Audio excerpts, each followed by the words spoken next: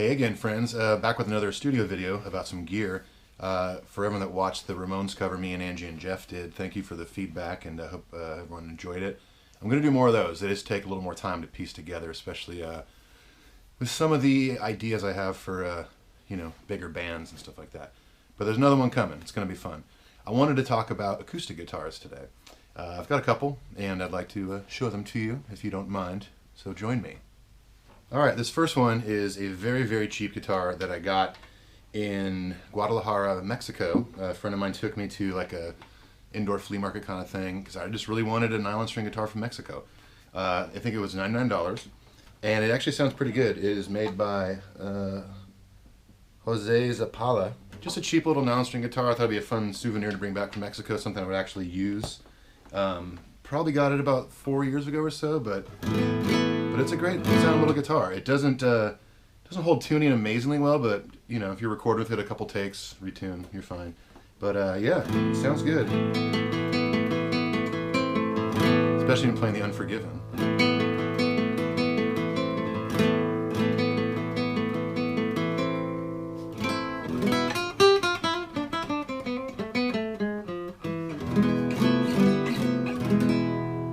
A lot of times when you go on vacations, or in this case I was on tour, it's fun to pick up little things to bring home, or remember a certain country or city by. And I've always been a huge fan of Mexico and love going down there, and grew up close to it in Southern California. And yeah, I always love being there, and the people are amazing, the food is amazing obviously, and nylon string guitars are amazing.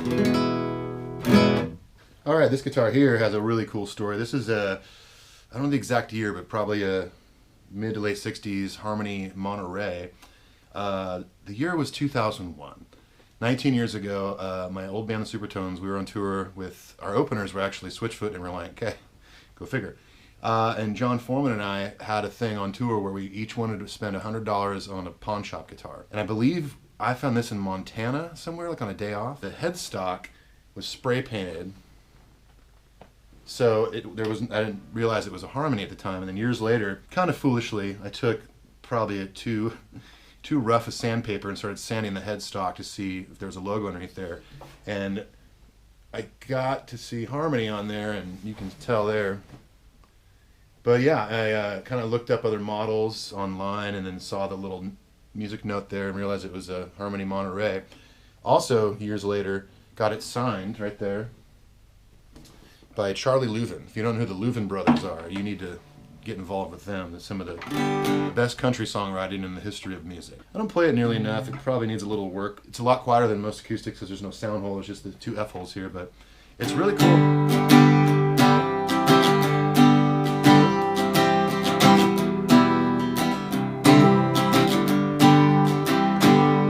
This is a cool guitar to record behind like an electric guitar, if you just want that kind of percussive sound of an acoustic, not necessarily some warm tone from the guitar.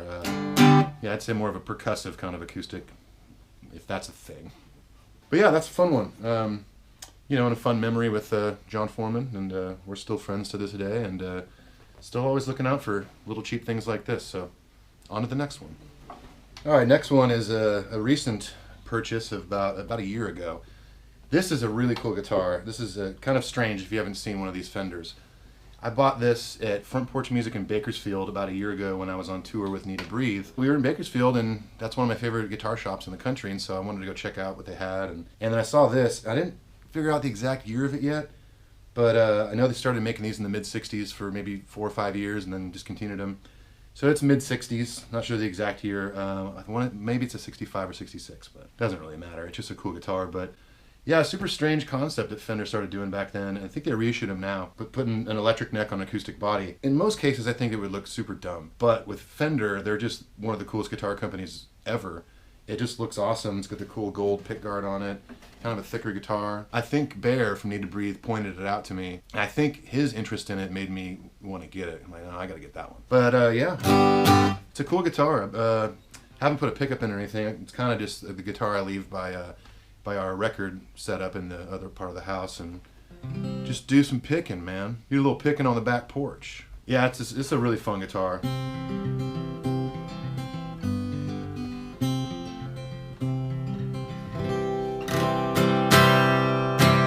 Really easy to play too because the neck is so small and thin. It says in here it was made in Santa Ana. I mean, technically they were in Fullerton. I just like to imagine back in the 60s, some dude bought this and was, you know, singing to all the girls on the beach after he went surfing or something. But yeah, really fun guitar. Let's move on. Well, if you remember from my first video where I had that mental list of the Houses on Fire guitars, this would be the other one. Maybe one of 3 if I could grab them. This is a Guild D15M. When I bought it from a place called Mission Music in Southern California that I used to go to a lot. It was on consignment, and you know, I was 16 years old, maybe 17. And you know, I worked at a coffee shop after school and would go in and make payments on it. It was only like $450, and it's an 84. Back when it was still at Mission Music, it was marked as a 1974 D25. It's my favorite acoustic I've ever owned. I'll never get rid of it. This will go to, you know, someone in my family one day. If they start learning guitar, come on guys. I've taken this on the road a ton. I had it on the road last year with Need to Breathe. I've been on a bunch of albums I've recorded on, and it's just a good workhorse. And if you can find 70s, early 80s Guild Acoustics on Craigslist and stuff or eBay, they're still really fairly priced. Even something like this is still under $1,000, and they're such good guitars. And every once in a while, I get some friends into old Guilds, and their minds are blown.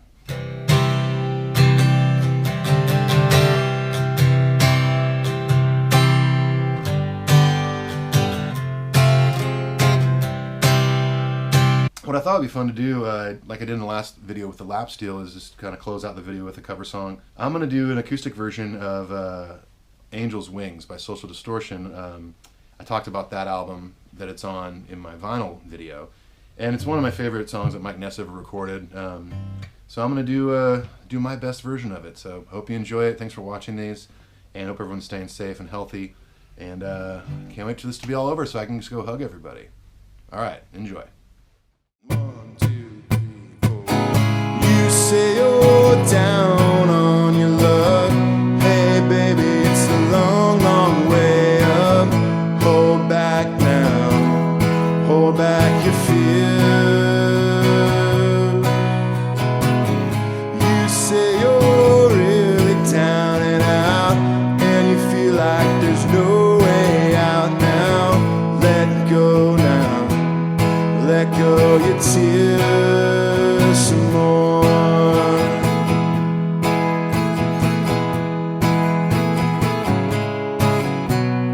How many times have you asked yourself, is this the hand of fate now that I've been dealt? You're so disillusioned, this can't be real. You can't stand now the way you feel. And I don't care about what they say. I won't live or die that way. I'm tired of figuring out things on my own. Angel's wings, won't you carry me home?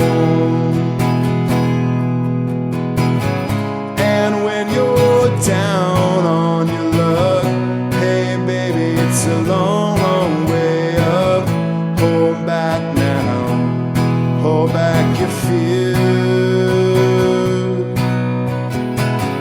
And when you're really down and out, and you feel like there's no way out now, let go now, let go your tears some more.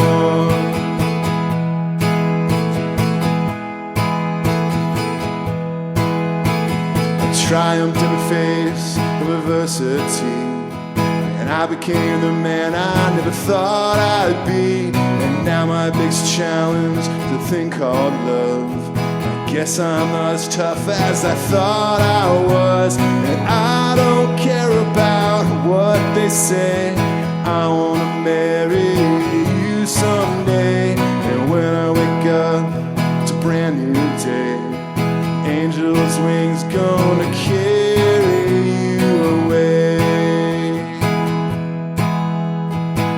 Angel's wings gonna carry me away. Angel's wings gonna carry us away.